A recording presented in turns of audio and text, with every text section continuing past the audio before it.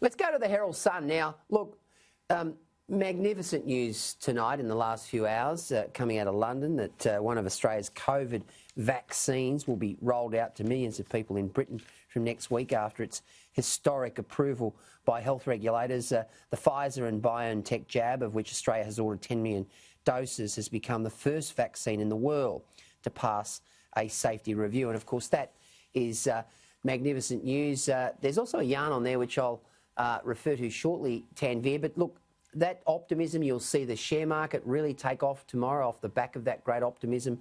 And coming off the back of the figures today, the GDP figures, there is an air of optimism leading into Christmas. I didn't think we saw this coming, did we?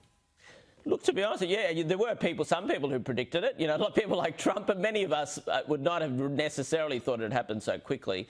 So extraordinary achievement on, and it's very interesting that the two countries that arguably were criticised very heavily for their responses to coronavirus were in fact the ones to come up, potentially were the first two to come up with legitimate vaccines, namely Pfizer in the United States with BioNTech, as well as ideally, I guess the British one, it's interesting, the British have obviously approved this Pfizer vaccine, but there'll be an element of disappointment too, a very minor one, that their Oxford vaccine with AstraZeneca, which is obviously a British triumph or a potential British triumph, hasn't quite been the first, but they may well just be right behind.